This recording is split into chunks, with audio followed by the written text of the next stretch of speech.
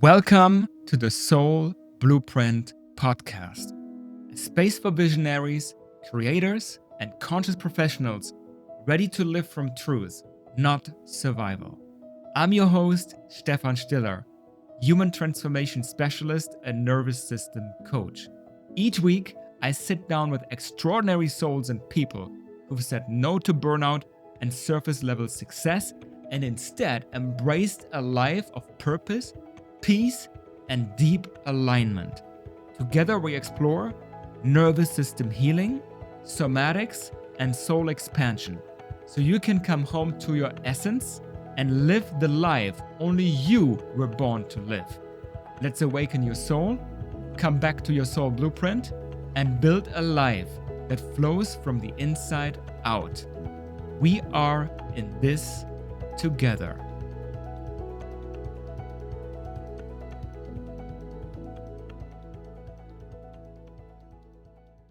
Welcome back to the Soul Blueprint. Today, I'm incredibly excited to bring you a very special guest for our very first episode. Her name is Kasia Gawelko.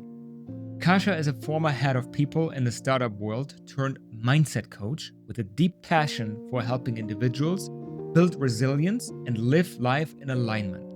With over a decade of experience in fast-paced environments and a background in psychology, Kasia brings a rare depth to her coaching work, blending positive intelligence, neuroscience, hypnotherapy, and holistic healing practices. In this conversation, we explore Kasia's personal story of burnout and transformation, what it truly takes to reconnect with your natural state, and how life's darkest moments can become the doorway to your soul mission. If you're someone navigating burnout, life transitions, or simply looking to align deeper with your purpose, this podcast is packed with wisdom you don't want to miss. So let's dive in.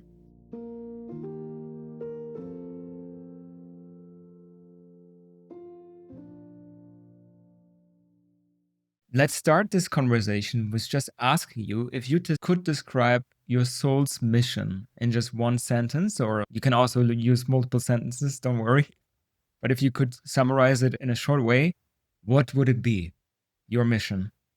Wow, what a question to begin with. First of all, thank you for having me. It's such an honor to be your first guest. And my soul's mission is to become a medicine woman. And I am heading there through many different streams. And one of them, the main one, is to become and be a mindset coach. So I help people come back to themselves, come back to their alignment, come back to their natural flow. I help them heal from burnout and live their life with ease and flow. Wow, I love this. This is exactly why you are on here today, because I believe, at least this is how it was in my life. And I think I see many other people who are stepping up as coaches, as leaders, as healers, as shamans, as medicine women or men, whatever you want to call that. People who are here to guide humanity into a new age or into new collective awakening. I feel like they have been going through a very tough period and dark period in their life as well to come to this point.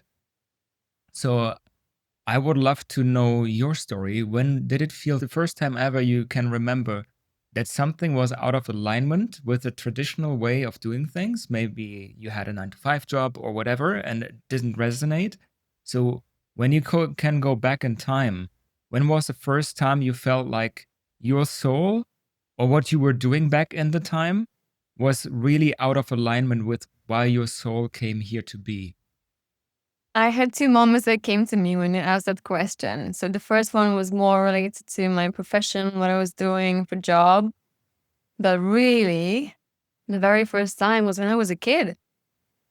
I didn't quite feel like I fit where I was, that I am meant for so much more. But then I didn't really have the courage to dream big and spread my wings and just be who I wanted to be, because I was scolded for laughing too loud or doing some crazy things. And so I always thought, so wait a minute, so it's not allowed to be myself?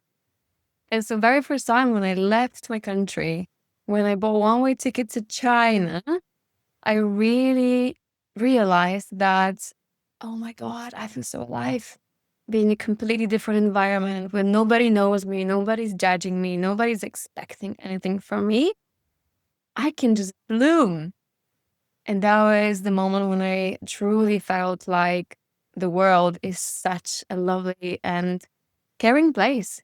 Like, you cannot go wrong if you really trust and surrender. But the second most important moment when I felt out of alignment was when I was probably going through a burnout, because I'm a psychologist by education and I've always felt like I want to work with people. I want to help them grow and develop. And that was my path as well. That pretty much came from my love for my own self-development and growth. I cared too much and I didn't have boundaries and I went too far with it. So I got burnt out and I was blaming everything. I was blaming the city, I was blaming the company, I was blaming the policies, and I was blaming the weather, you name it. But really, it was me not taking care of my own self, my own well-being, my boundaries, and not respecting my own energy. So I think it was maybe the third startup that I was working, and I was working in London. So it was very fast-paced because it was fintech. It's extremely competitive. So whatever you do, you always feel the breath of your competitor on your back. And so you have to move fast, you have to grow, you have to keep your eyes and ears open to whatever's happening around. And as it comes in startups, you're always understaffed. So that was my story. And at some point when I felt like I really want to build a great organic culture, and I am misaligned with my values that I want to bring into the team with the values of the founders, I then felt, okay, I cannot be authentically myself. I cannot bring my whole self into this place. It's time for me to go my own way. And that's how I stepped into the path of a coach. What a beautiful story. And I always feel like, and your story is a beautiful metaphor for this, I always feel like we first have to go through pain and suffering before we can see clearly and before we can truly have the transformation that we need. And whatever life is throwing at you and is happening in your life is just like helping you to become this new version of you where you can be of service to others. Yes. And so what was the biggest pivotal moment in all this story for you that you just explained when you said, I'm done with that. I can't live like this anymore. I need to change something.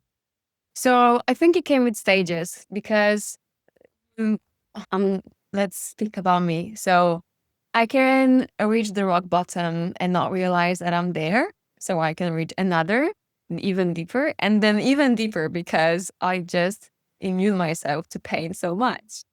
I don't know that that's it, that I can change something. I'm just getting comfortable with that uncomfort that I'm in. So it was at the beginning, end of 2019, that I would slowly say goodbye to London and move to another place, which was at the time Berlin. And nobody knew what's going to happen next year. And so I packed my stuff. I left London thinking that I'm just going to rest and live slowly and peacefully in a new place without knowing that I'm going to carry my burnout with me. So I just had a small break. I went to India. I got myself yoga teacher training. And then I landed in Berlin. End of January. Gloomy, gray, cold as hell. And I'm landing there with like Warsaw 50 years back. And I'm like, where the hell I am? I didn't know anything about Berlin before moving there. I literally saw one postcard that something told me to go. So I went. And that year was one of the toughest I've ever experienced in my life because First of all, the situation was as it was. The borders were closed. I couldn't move. I couldn't find a job because I just quit from London and people in my area were losing jobs.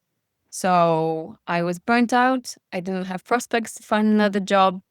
I was going through a heartbreak and I was completely shifting gears. I was going through a training to become a web developer.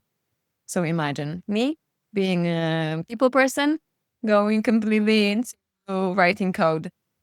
And that was a really good thing, paradoxically, because I could completely reset my brain and my life. I met different people. I got very stimulated, and that was the only thing I could do. If I couldn't travel abroad, I had to travel within. And that stimulation was really healing. But then towards the end of that year, I felt like I'm not in the right place. I'm not in the right city. I'm not surrounded by the right people. I'm not having a clear goal in my mind. And I'm going to really a difficult breakup. And so I decided that this is my rock bottom. I felt that there's nothing out there for me. I didn't have any vision, what to do next. I felt unsupported. I felt completely betrayed. And then what happened was I found myself in Corfu. Someone randomly invited me there for a few days just so I could spend some time in nature and heal a little bit. And that happened to be one of the best places for me to be in that moment. So I came back for the next 3 months and I went through really deep healing, like very holistic healing.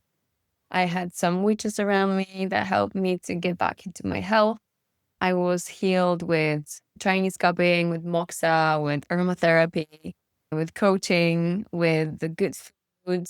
I was learning everything that I could do myself with my own hands and with all the plants around me to really rebuild my body, because that's where it starts. You know, if you want to heal from burnout and then heartbreak, you really need to change the environment completely to reset. And that's when I revealed myself. I stepped back into my power. I realized that in the burnout, in the heartbreak, and in me sitting with those feelings, with those fears, with this anxiety, with this pain, there is medicine. So we are walking alchemy.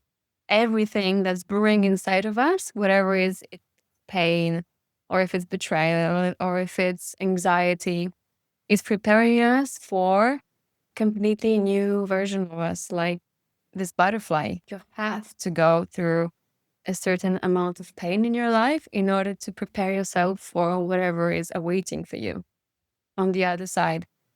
And so that was 2021 for me. And I knew already that if I truly acknowledge and own my story, whatever I've gone through, I can alchemize it into the medicine that I can bring to the world. And so this is what I'm doing right now.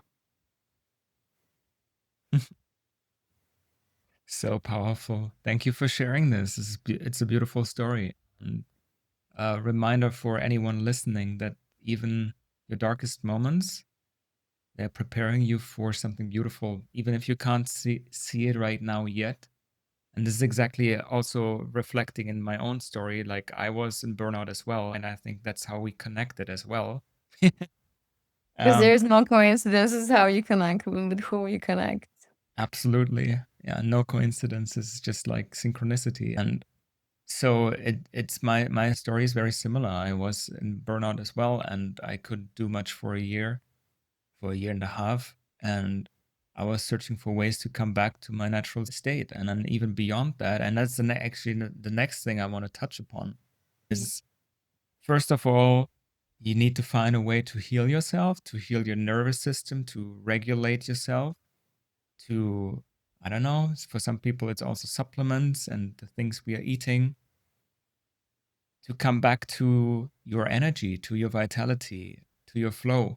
And then the next layer is actually, and that's why it's called the Soul Blueprint podcast, is to come back to our soul, not from the mind, not from rationality, not from ego, not from what we think we want in this life, but it's coming from a place so much deeper than that. It's coming actually from our soul, from our soul blueprint. And I would love to know from you, what were the parts that you needed to let go to really come to a deep understanding and remembrance of your mission and from your soul, not from rationality, not from ego, but from your soul? Wow, what a question. I think the first thing that I had to absolutely let go of is the illusion of control, because I thought I know better. That's a big one, yes. I always knew better, and I still know. No, joking. Knowing is one thing, but acknowledging that someone else knows better for themselves is another level. This is very strongly correlated in my case with ego. And my ego is so afraid that if I allowed someone else to decide for me or to decide for themselves, it would mean that I'm losing something. Something bad can happen to me. So I would micromanage and I would take everything through my mind, as you said, overanalyzing and looking for connection all the time and going down the rabbit hole and asking why and why, not what for. What is it doing to you? But why are you doing this? You have to know because I want to know. Because I thought in knowing is safety. And to me, it's a lifelong learning to understand that it's the illusion of control, of safety. Like it cannot come from that. Safety comes from trust. Trust in the journey, trust in the unknown, which paradoxically, I've proven myself time and time again when I would do those crazy things like buying one-way ticket to China with one salary in my pocket, going to the other side of the world and just knowing that I have to figure it out. And I did. And But that's when it comes, paradoxically at the same time the moments when we come most alive, isn't it? absolutely. But in those mundane things or with relationships, I just didn't know how to do it. This is my lifelong learning as well. Relationships. Everything else feels easy. I know myself, but I can't say that I am the most successful person in that area of building relationships that are long lasting, that are nurturing. So I'm always respecting and looking for people that are open to stand in their truth, to share it, to be open for an exchange, because we're all here doing our best and trying to figure it all out and wing it. We are trying to wing it. If I meet people who are open to share what really feels true to them, for them, a relationship to me, and we can move past that, that's when I'm building the strongest relationship for forever, for life. So I guess those two, the feeling, the illusion of control, the mind that is like just taking over so often and just over analyzing it and not going through the heart. When I was in Corfu and my witch, I can say, was going through this whole holistic healing process with me, she would say that we need to work on softening the edges of your mind. And that sounded so true to me. So I think I'm better now. But yeah, I needed to hear this feedback because otherwise I wouldn't know. That's the beauty of two people, at least two people or a group of people coming together. You are mirroring each other in so many ways, and you wouldn't know your blind spots if you wouldn't be in a group of other people. You wouldn't know, and there wouldn't be any growing edge for you to evolve into even more and let go of what doesn't serve you anymore. Absolutely. We need other people for that, to hold a mirror for ourselves. Because we think that, oh, these people are that, oh, they're doing something, or they're so unaware, or oh, they act in such a silly way.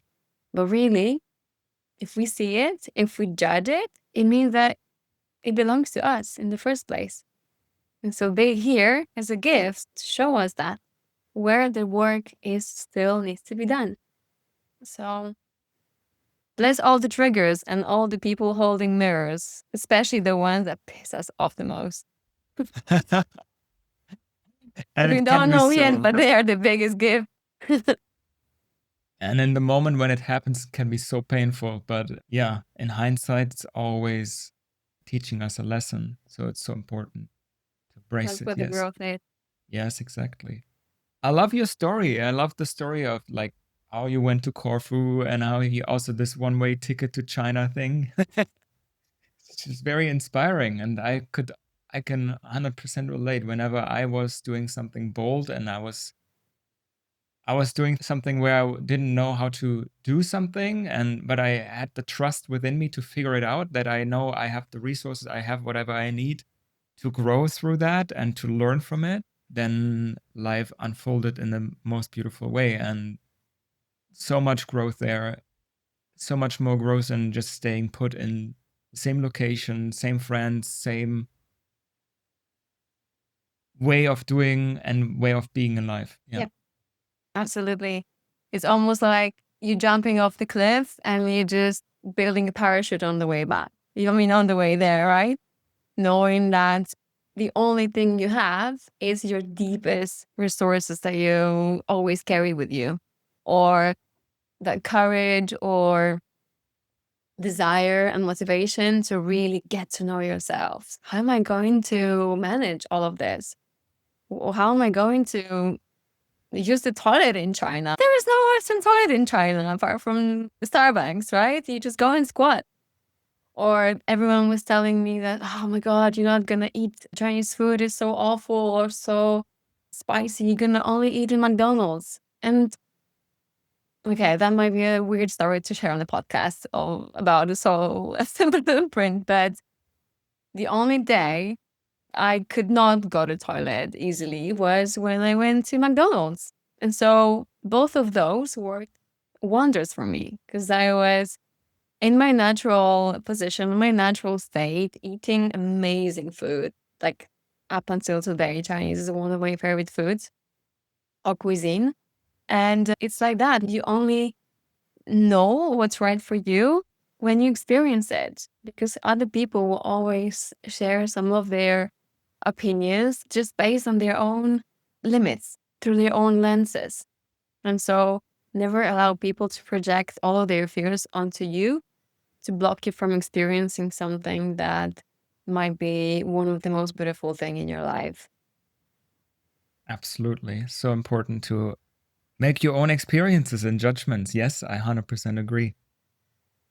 Okay, so I have another question, and I think that's very much related to the way you are helping people right now, as you said in the beginning, coaching them, helping them to come back to their natural state, helping them with their mindset, developing a strong mindset, and so that they can handle and face any challenge that's coming up in their life. What if you could summarize all the work you're doing to help them come back to their natural state, and then even beyond that, tapping into their true mission, their true purpose, why they are here? If you could summarize that in a simple formula, like, I don't know, for me, it would be nervous system plus biology plus mindset is equals results, equals flow. How would you summarize the work you do in a simple formula like that? Some of the elements are the same, as you mentioned. So every single time at the beginning of every session, we are regulating our nervous system. One of my therapists told me that the change can only happen from the neutral state. You cannot be like overexcited or over anxious, because that's when you just go further into the state that you are. But once you really regulate, once you completely neutral to anything that happens, that's when things can really shift. This is one thing about bringing change, but another one is really tapping into your intuition. That's the reason we do a little meditation at the beginning of every session with my clients, because you might come to the session with those ideas, oh, this happened during the day or during the week, and I really have this problem and I really need to solve that. Okay, how about we park that? We sit back, we slow down, we tap into our breath, we connect with the womb and see what happens. And trust me, more than half of the times, the main topic of the session is actually completely different. Because in your mind, you might think that you have a problem, but when you really connect with the body, you find out that actually that anxiety you've been carrying with you for the last several weeks is much more important to take care of than that problem with the mentee or with your team member that can be easily resolved with one management trick, right? Because it's about us. We are the tools. We are here to take care of our energy, to serve the world in the best way possible. That leads me to regulating of the system and really recognizing what your body is trying to tell you. So in my own practice, I can't tell I'm proficient, so I don't teach it, but I use a lot of elements of Taoism in my practice with my coaches, because it helped me so much in my own journey. Slowing down, connecting with your intuition, listening to the body. And whenever you recognize any emotions that are happening either throughout the week or during the day or in the moment, I then take people through a trance. This is my favorite way of working with people. I do hypnosis, but not very deep. It's enough for them to just close their eyes and just allow that controller to go on a break and just go with whatever abstract and intuitive visions or pictures are coming. And very often we speak with our emotions in a state like that. And when you connect with that part of you that's sending some signals and that red alert, that's when you get the most insights, because usually it's your inner child speaking, the one that is hurt, that is wounded, that needs some attention and some love, and not judgment and more pressure and more punishments, but more ease and more softness. And that's what we do. And I find that in my sessions with coaches, with my coachees, those are the most powerful transformations or insights that are happening. Because once they get that moment of what it feels like to really connect with your inner child and how to take care of it, how to respond to it, instead of judging it and suppressing, that's when the real work starts. That is another element in my work, inner child, like really connecting to the deepest needs of that child, the deepest wounds, and doing everything that the little one in you is calling for. So reparent yourself. That's a huge part of the work. And then triggers. So whatever the word is showing you in the mirror, like we just spoke about, is the shadow work. And so you cannot move further or expand if you don't look at your shadows and don't do the work around them. So see it, acknowledge it, accept it, love it, forgive yourself, and then move forward. So again, coming back to that natural state with no judgment, with no pressure, with no enforcing of different beliefs that you actually feel deep there that they are, right? Because you can write down 700 affirmations on your wall or on your mirror, but if deep there you don't really believe that you're worthy because your inner child is screaming for more attention and is sitting there in the corner completely scared, nothing will change. So my work with my coaches is a little bit different, as you can probably hear. It's not just about the mind and the thoughts. Sometimes it's really deep emotional healing. And I'm not afraid to take my clients there because I was there myself. I sat with my pain, I sat with my fears. I went through many different psychotherapies I studied psychology and I studied different approaches, and I'm constantly on this quest of learning and getting to know more and more tools. But also, funny enough, the more tools I know, the more frameworks I can follow, the more I actually follow my intuition. And that proves to work best. So, yeah. Wonderful. Thank you for this insight. How would you, like people who are going through life, maybe also someone who's listening to this right now, and they want to shift something in their reality, they want to let go of whatever is holding them back, can be procrastination, self-sabotage, limiting beliefs, addictions, any ailments that the human condition brings, that human beings have in general. We all know them. How would you advise them to go about this? And also related to the inner child work, how do you integrate those triggers that they are becoming less and less of a concern and you are less and less reactive to them? It's a complex question because there is not one remedy on how to go about them. Because as you mentioned, their addictions is just a symptom of something much deeper. Limiting beliefs, they coming from the specific upbringing, right? So each one of those cases will be different for every single person. And so there's no one size fits it all. That's why when you want to do your inner work and you go through a course, it might not happen to help you in such a length as working with your coach, your therapist on one-on-one basis, because that is the sacred space where the transformation can happen, because you've fully seen, fully heard, and fully witnessed with no judgment for what really happened to you in your own case, in your own individual life. And so giving yourself permission to feel for whatever it is, stop judging, just observing. Some people don't need to really go through really in-depth psychoanalysis or deep trauma healing. As long as they can sit with their emotions, sit with uncomfortable states that they go through, and just allow it. Because really, when emotion arises, it needs 90 seconds to fulfill its mission, because it's just a message, right?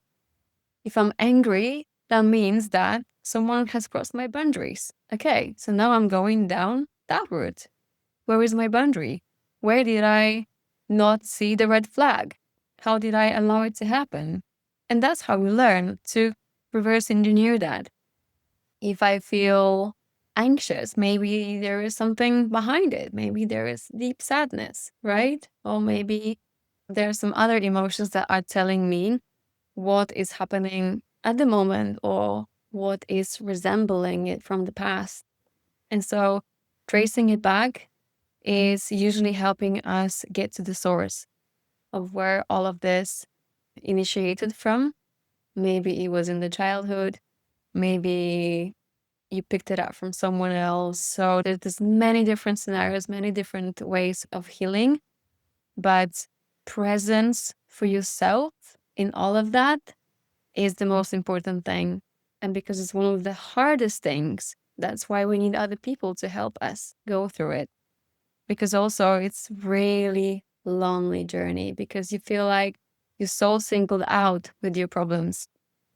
Nobody else would understand you. Nobody else has gone through it, because they didn't.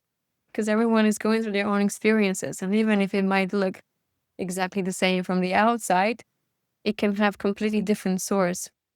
And so witnessing your own story, your own experience, and really honoring it for what it was is definitely one of the biggest and first steps towards healing. Beautiful. Thank you so much for sharing. Now I have maybe a little bit of a different question, but what does it mean for you to lead a successful life? You're asking about my personal experience Your or personal my experience. definition of success. Yeah.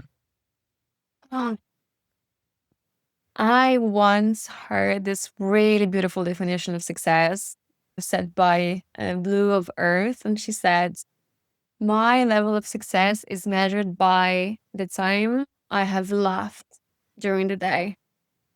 So if I think that I was laughing a lot, that my belly hurts,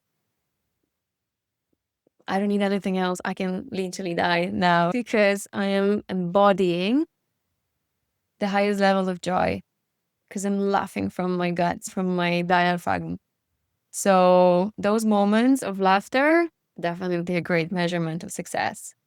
To me, incredibly important is also living by my passion, which is supporting others in this healing journey. If I feel like I've helped someone, I hold space for someone to witness themselves, to accept themselves, to see and honor their inner child, and that this moved the needle somehow for them, my life is absolutely fulfilled. This is one of my favorite feelings in the world, watching other people unfold and grow and bloom in front of me. And obviously, you can say that all comes from the ego because you're just like watching yourself through their eyes. And yes, of course, we are all mirrors, and that whatever heals in another person heals in me because so many times I cry together with my client during the session because it's moving, it's touching. And very often there's no coincidence also with who I'm working with, what type of clients are coming. It's me from a few days before, from a few years ago, from a few decisions before. And so if I can share my own story and I can hold space for them, knowing and showing them that yes, you can, it is possible, then there's nothing better than the sense of fulfillment where you can give back to the world of whatever you have gone through and figure it out for yourself and help them do the same. So that for me is success. Yeah. That you can just share your life with other people and be also appreciated for that. Yeah, it is important that people recognize it, that people come to you and say, you know what, that one moment was absolutely life changing for me. And sometimes those are the most surprising moments. So, this situation that I'm thinking about also happened during one of the festivals last year. It was a funny situation. You can maybe cut this out. You don't want to let people listen, but it was a tantric festival, and we were giving each other a tantric massage. And I completely let go of all the blockages and everything that would hold me back. And whatever I felt, I would express. And we were laying down in the room full of people. And there was this girl next to me. And I was just so in my bubble that I didn't really pay that much attention. But at the end of the festival, this girl came up to me. It was literally the last gathering. She came up to me and she said, you know what? I really want to thank you because during that workshop, you were lying next to me. And when I saw you screaming and doing all of those faces during that massage, I felt that I can let go. And I did. And to me, this was the highlight of the whole festival because I could serve someone and help them overcome their fears through my authenticity. How beautiful is that? This is so powerful, yeah. And I love the story that, or like how you are, how you say that, how you're looking at your life and saying this was a successful day. And I feel like a lot of this is coming from a place of service. So when you feel like you served someone today and you were a source of inspiration, a source of transformation or whatever, then this is very meaningful to you personally, isn't it? Yeah. Yeah. I think you can say that that's, yeah. Yeah. Definitely. And this is so powerful. I feel like this is a new shift in paradigm that I feel like a lot of us, like also me included, like when we were growing up, we were chasing those material items and material success. And I don't know, having a high salary, a high income, or like a certain job title. And I feel like we are evolving now also, that the whole world is evolving now into this new paradigm where it's not about the external so much anymore, and not so much about this external validation. And we are trying to cling to something externally that gives us meaning, because the ego otherwise doesn't feel safe. And it's now coming from the inside out. So we much more deeply care about like the changes and shifts that we can make for others. And that's so beautiful. And that's so, I think, in this day and age and what's happening on the planet right now is so much needed. Yeah.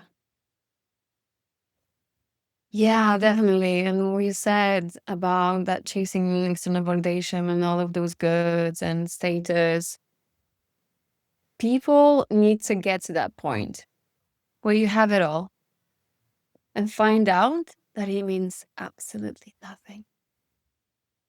Yes.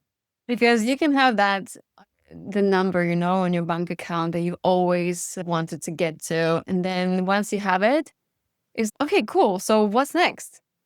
Right? Exactly. You can Yeah. celebrate maybe for one evening or a week or even a month, and that's great. But then the moment comes and you'll be like, okay, so what now? What next am I going to be chasing? And then once you wake up from this rat race and say, I don't want to live my life chasing, because someone else gave me the standard to which I have to live up to. Exactly. And then when you tell yourself that, okay, then what is my standard then?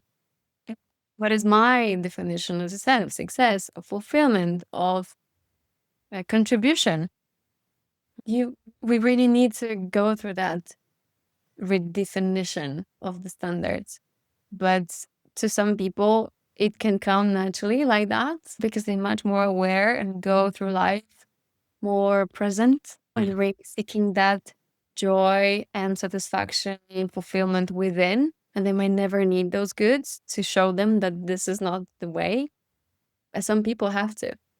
And so Yeah. either way, this is something that also pandemic has shown to people, that really the most important things are the ones that you can just appreciate around you, like a slow morning or being able to spend Christmas with your family, because the government would tell you, no, this is not allowed because you cannot go into a train and travel.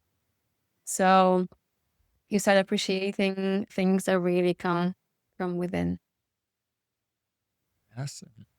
So I just remember also, like, in this connotation, I remember like something that happened in my life where I was having this idea of what success should look like, and I realized back then, like, that was a time when I was studying, and I realized very early on that this is not, I don't know, the way we are supposed to function and work in the world. It was making my body sick, and I couldn't do this for a very long time. Still, I pushed through, I did it.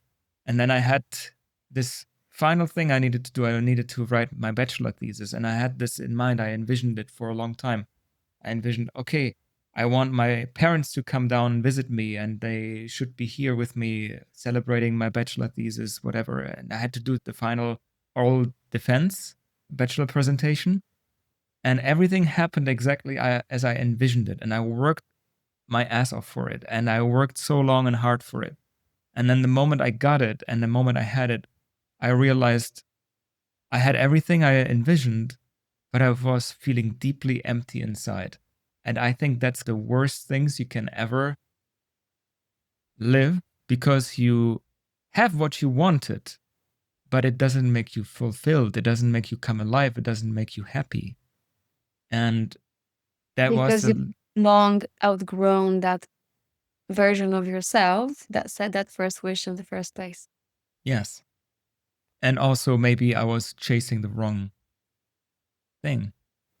And I was chasing something that was not my own definition, but I was following society's definition of success, and it didn't make me fulfilled. So this is when I learned it. And yeah, it's so important to have your own value system for how you define success and how you define living a life worth living. So otherwise you live someone else's philosophy and it doesn't make you happy, doesn't make you fulfilled. I think happiness is fleeting, but I believe like a good standard for looking at your life and saying I lived this successful life is like the level of fulfillment and depth that you found in your relationships, in your love life, in your day-to-day life, in your work, in your career. And because happiness comes and goes, and it's something that's fleeting. You can be happy one moment, and then the next moment something can happen outside of you, externally, can take this happiness away from you. But it's more about like, for me, like, how well connected am I with my own self, with my values, and the peace that how much inner peace do I feel moment to moment? And am I making a positive difference to someone else's life? That's how I see it. Yeah. The Uh, inner peace is the new currency, I would say. oh, yes.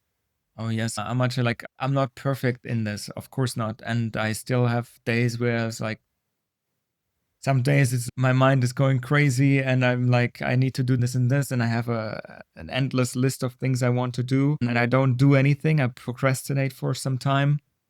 And this is also part of being human, I think. And Absolutely. It's a lifelong learning. And when you feel overwhelmed and when you feel like you're procrastinating, it just means that you might need to recalibrate.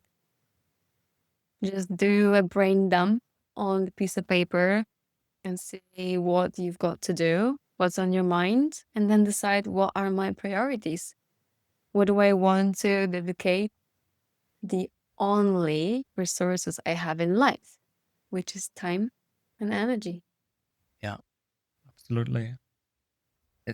I feel like sometimes it's about being in a relationship with someone. It doesn't matter if it's romantic or if it's just friendship. It means having ongoing conversations, right? And if you lose the conversation you have with this person, probably lose the relationship. And I see the same with the relationship we have with ourselves.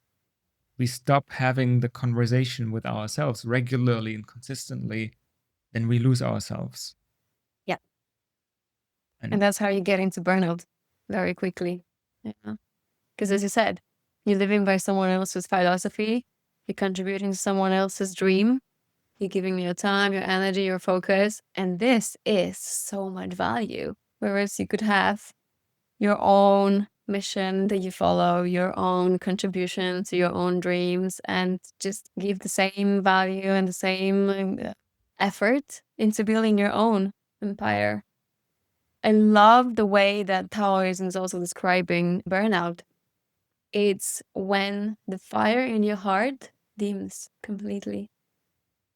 So if you stop doing things that really light your soul up and then you feel like it's giving you energy and you can just go on and do it because it just brings you so much joy and fulfillment, that's when you've lost completely track with yourself. Yeah. That's a beautiful way to see it. Yes, I agree. I agree. That's why it's quite good to come back to your inner child and ask, okay, so what did I love doing as a child? What was my favorite thing? What I can just do for hours with people, with myself? Just go do it. Yes. 5 minutes a week. Nobody's asking you to make a new habit out of it, but just do it consistently, intentionally, and deliberately.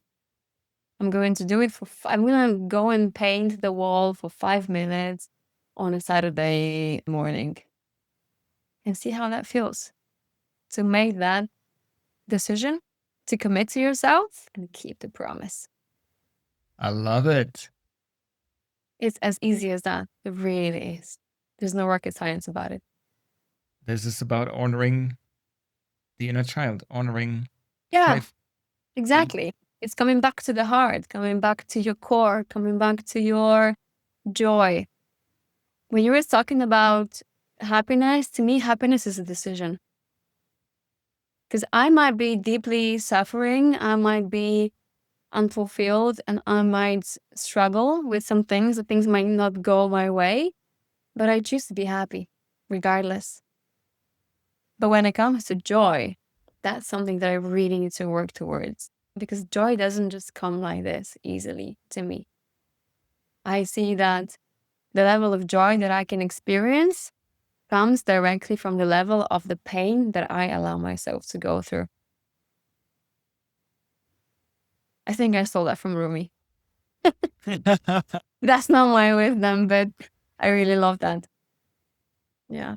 So the depth, the pain penetrates you. That's how deep the joy can then come out from you. And that's the level of the joy that you can experience.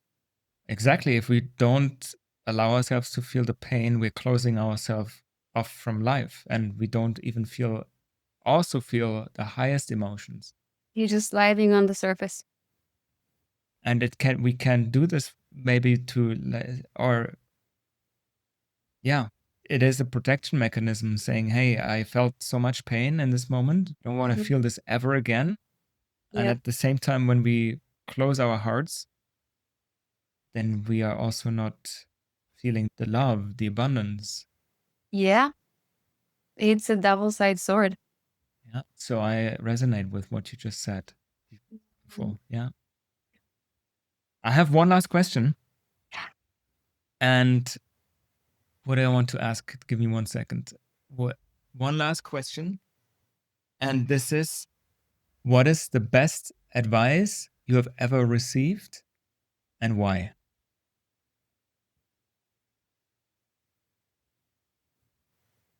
Oh. I don't remember that many moments when I would get good advice, because I don't usually ask for them.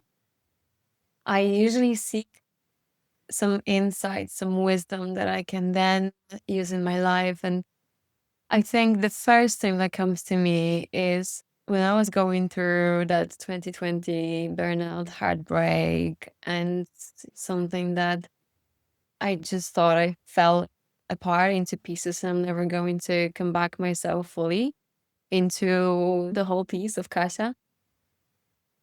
I was listening to Mark Groves. He exists as a Create the Love account on Instagram, and I would just listen to him passionately. And he was helping me go through that heartbreak, big time. And he said something like this: if your heart got broken, it means that it wasn't open. And so ever since, if I go through something difficult, I'm thinking, no matter what, I'm gonna keep my heart open. No matter how much this hurts, I will allow my feelings to come in and out. I will be authentic. I will honor myself, honor my emotions, and I will not block myself from experiencing life to its depth, because it's so worth it, even if it hurts. As right now, I know this is gonna transmute into something much, much more beautiful. And then came another upgrade of that recently from my platonic love. I always say that. Robert Edward Grant, he says, the heart cannot be broken, only ego does. It's true. Yeah. So sometimes you just get some of those like rays of wisdom coming to you, and it is applicable in absolutely every situation in life. Because we are humans in the end, and emotions make us more human than anything else. And so if we allow it to flow through us, no matter the emotion, no matter the intensity, whether it's pleasant or not pleasant, that's ultimately who we are. And that's how we grow and expand and become immortal. and limitless. Thank thank you so much for sharing this. Thank And you. yes, thank you for this great conversation. I really enjoyed it. Is there anything else you want to share? Anything else you want to let people know? Maybe you can let them know where they can follow you, where they can reach out to you, contact you. Thank you so much, Stefan, for having me. It was such a pleasure to talk. It was such a nice and flowy conversation. I guess we connected already with knowing that this is going to work. So I'm really pleased that it happened.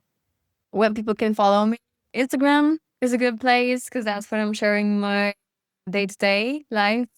LinkedIn is where I'm also building my presence when it comes to coaching and my niche. So I'm also dropping some wisdom bombs here and there, definitely there. And also I have my website, which is gawelko.com. So you can follow me there, can reach out. I'll be really happy to connect and help as much as I can with my life, with my experience, with my energy, and with my intention. Thank you. Go ahead and follow Kasia. And for everyone who's listening here, I will drop all the links in the show notes as well. I want to thank you from the bottom of my heart for tuning into today's episode. And I hope you learned a lot and could take away a lot of golden nuggets that you can apply in your own life. I'm doing this show really, and I hope you can feel it from my heart. And it would mean a lot for me if you could subscribe and follow this podcast. If there's any value for you here, I guarantee you it will only get better with time. And I'll have already a number of different amazing people that are lined up and that I will talk to in the next coming weeks and months on this podcast. So there's amazing value coming your way, and I can't wait for you to experience even more. So stay tuned, and I see you in the next episode. I appreciate you a lot.